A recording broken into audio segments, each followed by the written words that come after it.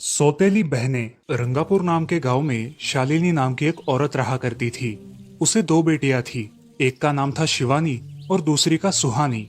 शिवानी जब छोटी थी तब उसकी माँ गुजर गई थी, जिसके कारण उसके पिता रघु ने दूसरी शादी कर ली। मगर उनका भी कुछ सालों में बीमारी की वजह से देहांत हो गया और इसी वजह से शिवानी के मन में उसकी माँ और बहन के प्रति प्रेम उत्पन्न नहीं हो पाया। शिवानी और सुहानी में हमेशा झगड़ा हुआ करता था। दोनों भी बहनें एक दूसरे से कभी प्यार से बात नहीं करती थी। शालिनी ये सब देख बड़ी चिंता में रहा करती थी। ऐसे ही एक दिन शिवानी सुहानी, चलो आ जाओ, खाना खा लो। हाँ माँ, आई। हाँ माँ, मैं भी आई। ऐसा कहकर दोनों बेटियां वहां आ जाती है और देखती है तो उनकी माँ ने उन दोनों के लिए गाजर का हलवा बनाया था। वो देख सुहानी और शिवानी बहुत खुश हो जाती है। माँ, तुमने ये हलवा मेरे लिए बनाया है? मुझे बहुत पसंद है। मुझे पता है कि मेरी दोनों बेटियों को हलवा कितना पसंद है, इसीलिए तो मैंने तुम दोनों के लिए हलवा बनाया है। और मेरे लिए माँ? अरे हाँ बेटी, मैंने तुम्हारे लिए भी बनाया है। चलो अब जल्दी से खा लो, तुम दोनों को कॉलेज भी तो जाना है ना। जी माँ, मैं ये कटोरी ले लूँ? मुझे जल्दी पहुँचना है कॉलेज में। हाँ ले लो। और सुहानी, तुम ये वाली कटोरी ले लो। जी माँ। दोनों भी हलवा खाती है और एक दूसरे की ओर बहुत गुस्से से देखकर वहां से चली जाती है। वो दोनों भी कॉलेज में एक साथ पढ़ा करती थी। फर्क सिर्फ इतना था कि शिवानी 3rd ईयर में थी और सुहानी 1st ईयर में। उन दोनों में 2 साल का अंतर था। फिर भी दोनों में हमेशा नोकझोंक हुआ करती थी, जैसे कि वो दोनों एक दूसरे की दुश्मन हो। ऐसे ही एक दिन दीदी, मेरे कॉलेज की ट्रिप जाने वाली है। तुम्हारी भी ट्रिप जाने वाली है क्या? हाँ, मेरी भी जाने वाली है, मगर मेरा जाने का मन नहीं है। क्यों दीदी? क्योंकि वहाँ पे तुम हो। मुझे भी कोई शौक नहीं है तुम्हारे साथ आने का। मैंने ऐसे ही पूछ लिया। मैं जा रही हूँ। शिवानी और सुहानी एक दूसरे की ओर मुंह फेरकर वहां से चली जाती है।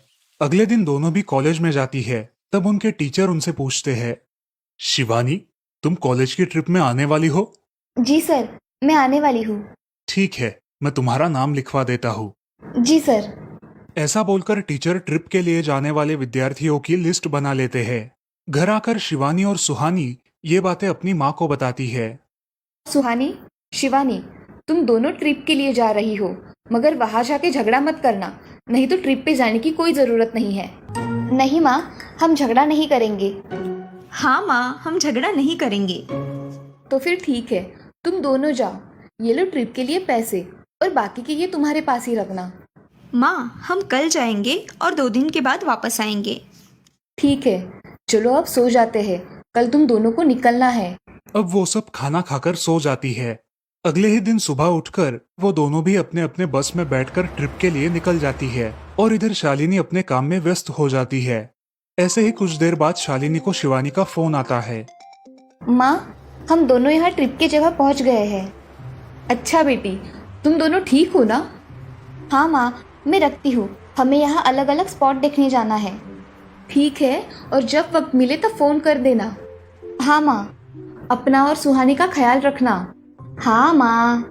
फोन रखने के बाद शिवानी और उसके क्लास के सारे दोस्त वहाँ की एक जगह देखने जाते हैं।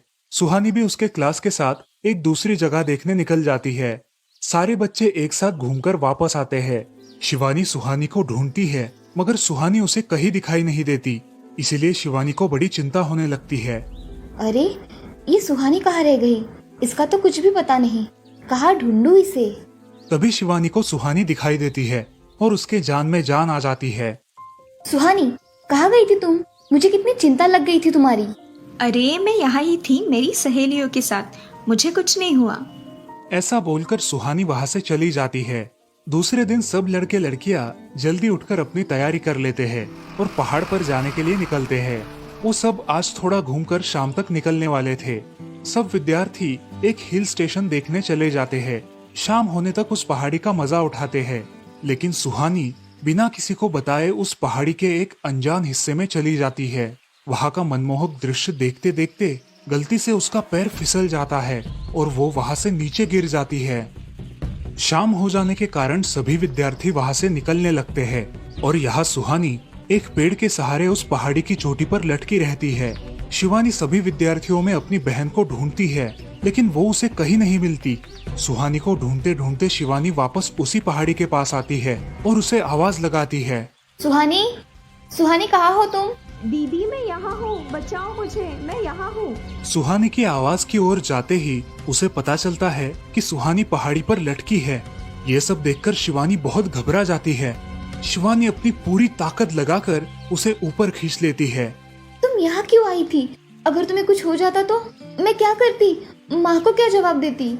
दीदी मेरा पैर फिसल कर मैं वहाँ गिर गई। मैंने बहुत आवाज दी मगर मेरी आवाज किसी ने नहीं सुनी। तुम ढूंढती हुई आई और मुझे बचा लिया। तुम दुनिया की बेस्ट दीदी हो। हाँ सुहानी, चलो अब घर जाने के लिए देर हो जाएगी, बस निकल जाएगी।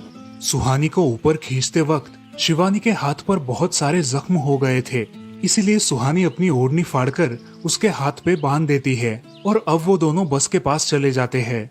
क्या हुआ है शिवानी, हाथ से खून बह रहा है तुम्हारे? कुछ नहीं सर, मैं वहाँ पे गिर गई थी, अब मैं ठीक हूँ। टीचर और सारे छात्र गाड़ी में बैठकर घर जाने के लिए निकलते हैं। घर आने के बाद शिवानी सारी हकीकत अपनी माँ को बताती है और वो सब सुनकर माँ दोनों को गले लगाकर रोने लगती है। तुम दोनों एक दूसरे के साथ होते हो इसीलिए मुझे कोई टेंशन नहीं रहता, मगर मेरी बच्चियों खुद का भी ख्याल रखा करो। उस दिन के बाद दोनों सौतेली बहनों ने अपने बीच की सब नोकझोंक बंद कर दी और हंसी खुशी सगी बहनों की तरह रहने लगी।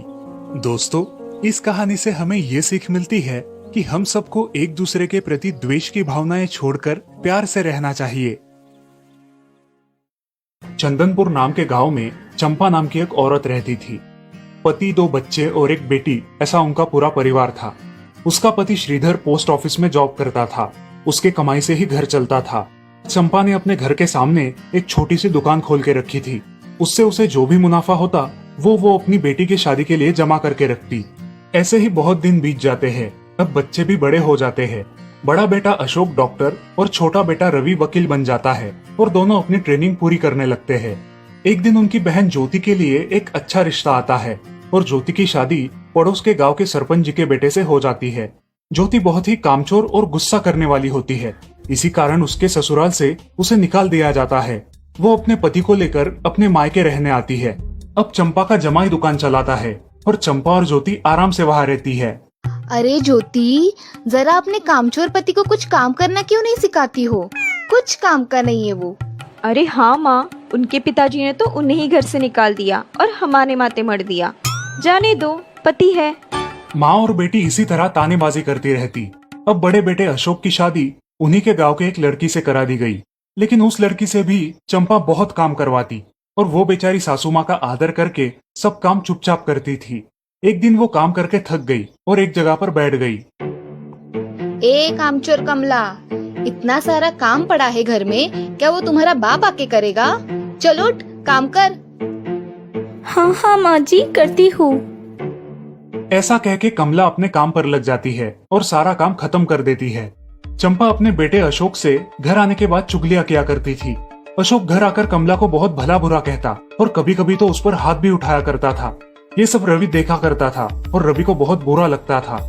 अशोक मारने आता तो रवि बीच में पड़ जाता और माँ बाप को डांटता था और वही झगड़ा खत्म हो जाता था। ऐसा बहुत दिन चलता रहा।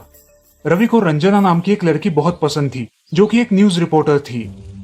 क्या तुम मुझसे शादी करोगी? मुझे तुम बहुत पसंद हो। हाँ, मगर रवि, तुम्हारे घर में तुम्हारी माँ का बर्ताव मुझे बिल्कुल पसंद नहीं है, इसीलिए पहले तुम इसका कोई हल निकालो। अरे रंजना, मैं हूँ ना तुम्हारे साथ, तुम्हें टेंशन की क्या बात है? मगर रवि, तुम भी अगर मुझे मारने पीटने लगे तो मैं तुम्हें कोर्ट में खींचूंगी। अरे हाँ बिल्कुल, वो तो तुम्हारा अधिकार है। अगले दिन रवि अपने घर में रंजना के बारे में बताता है। रवि की माँ चंपा उसे साफ मना कर देती है। रवि, तुम्हें कुछ समझ आता है या नहीं? अपनी बिरादरी की लड़की से शादी करो बेटा। इस घर में ये आखिरी शादी है और मेरे भी कुछ अरमान है बेटा। अजय, आप कुछ कहते क्यों नहीं? हाँ बेटा, तुम्हारी माँ सही कह रही है, तुम इसकी बात मान जाओ बेटा। नहीं पापा, मैं शादी करूंगा तो सिर्फ रंजना से, वरना मैं शादी नहीं करूंगा। सब चुप हो जाते हैं। अगले दिन रवि मंदिर से शादी करके घर आता है। सब अचरज से रवि की ओर देखते हैं और चुपचाप अपने कमरे में चले जाते हैं। कमला उन दोनों का स्वागत करती है और वो दोनों अपने कमरे में जाते हैं। कैसे लगा मेरा घर? अच्छा है, मगर सब मिलजुल के रहे तो और भी अच्छा होगा। रंजना, तुम्हें मेरी माँ को सबक सिखाना होगा, तभी घर के सारे सदस्य ठीक हो जाएंगे। ठीक है रवि, जैसा तुम चाहो। अगले दिन रंजना अपने घर के मंदिर में पूजा करने जाती है। तभी रुको, मेरे भगवान के मंदिर में तुम मत आओ, जाओ यहाँ से। ये कहकर सास रंजना को वहां से भगा देती है और घर के किसी भी काम को करने से मना कर देती है। तब क्या माँ जी, आज से मैं इस घर की बहू हूँ। इस घर पे मेरा भी उतना ही अधिकार है जितना कि आपका। क्या बोल क्या रही हो? निकल जाओ मेरे घर से। खबरदार अगर हाथ भी लगाया तो। पता है ना, मैं न्यूज रिपोर्टर हूँ। रातों रात खबर छाप दूंगी और कोर्ट के चक्कर लगेंगे वो अलग, समझिए आप। सास चुपचाप देखने लगी और उसकी बेटी और ससुर भी देखते ही रह गए।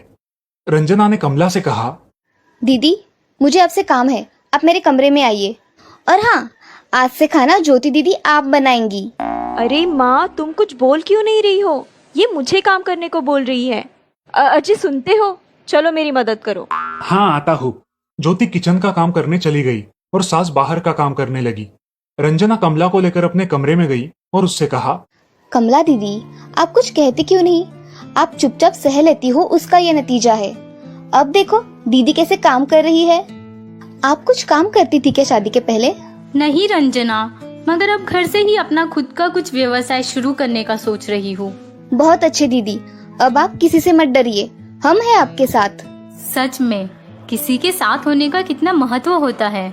अब उसकी सासू माँ ही घर के सारे काम करने लगी थी और ज्योति को काम करवाने की वजह से ज्योति भी अपने ससुराल जाने की सोच रही थी। अजी, यहाँ तो काम वाली से भी ज्यादा बुरी हालत हमारी हो गई है। चलो हम हमारे घर चलते हैं, सब है हमारे यहाँ। अरे रे, आप कहाँ चली? अभी भी काम बाकी है। ज्योति का पति रंजना से धन्यवाद कहता है और ज्योति को लेकर अपने घर चला जाता है। अब सासू माँ एक दिन पूरा काम करके इतना थक जाती है कि उसके बदन में बहुत दर्द होने लगता है। तब दोनों बहू सास के पास चली आती है और एक बहू सास के पैर दबाती है तो दूसरी बहू सर दबाती है। सासू माँ उठकर रोने लगती है।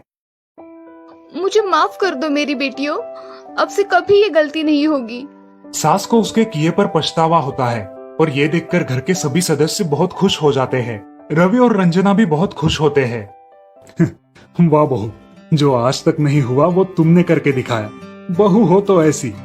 रंजना अपने बर्ताव के बदले माफी मांगती है और अब सब लोग खुशी खुशी रहने लगते हैं। तो दोस्तों, इस कहानी से हमें ये सीख मिलती है कि हम सब मिलके परिवार बनता है और हम सब परिवार का महत्वपूर्ण अंग होते हैं। परिवार के काम मिल बांट कर करना ये हमारी वैयक्तिक जिम्मेदारी है।